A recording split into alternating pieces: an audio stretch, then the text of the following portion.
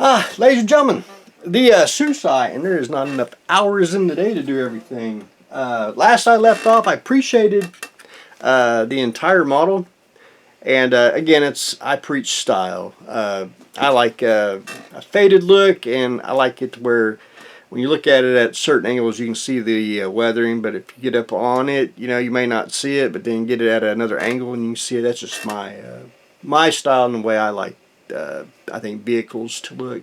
The tan part, again, you might be able to see a little bit of the showing through. I went over it just a little heavier. I like it again faded out, and then I'm going to go back in and airbrush on the basically post shade. Best way to explain it would be like the panel, like do the tan plus a little bit of white to make a highlight in the middle, and then do that, and then of course a couple little streaks and everything. Again, style, preference, however you would like to do it. You might be able to see it more on the green aspect of it if you see the different kind of shading, dark to light. And I used the kit green, and I used whatever it's called, Persuada green.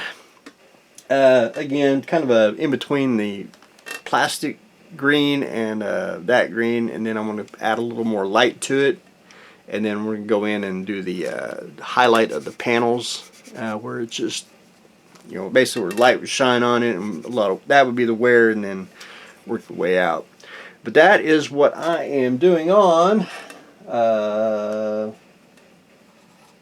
the post shading and pre shading. And again, I don't think there's not a right or wrong way to do it on the shading part, but anyway, try not to add all the parts all at once so I can finish painting.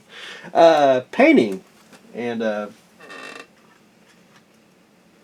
I'll be honest, I like cheap airbrushes, so I went and bought the battery operated airbrush. I just pulled it out of the box and tried it out. One thing I'm going to have to fix, and that is when you turn it on and it's quiet.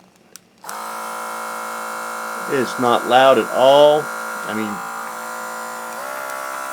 mean, basically two speeds, a higher and a little bit of a lower. I watched a gentleman, he mentioned it, I gotta find the video again.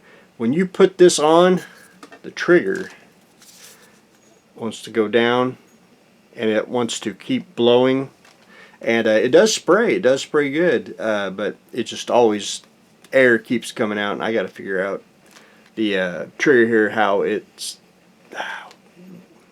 too much play. Shouldn't have that. It should be up, and then should be able to go down, and then, but anyway, we're going to try to figure that out. And I just got this today, so I'm going to experiment and fix it. And you can, that's an Iwata.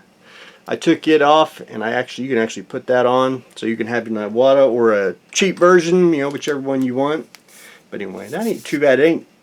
It's just enough. It's a little heavier than, basically, I won't say, it's going to sound crazy, a little bit heavier than the airbrush, because you just basically have the hose. But anyway, really got a good feel to it, and you can, I think. But anyway, I got to figure out the trigger part here and disassemble it. The cheap airbrush, not too bad. Really need to see paint going out it, how it works. But anyway, I got to stop the air coming out before I begin. But anyway, more on that in the next video or two. But anyway, that's what I got going on today. We're going to play with the new airbrush, and I am painting the Suisei. So that's what I got going on today. Stay tuned for the next exciting episode.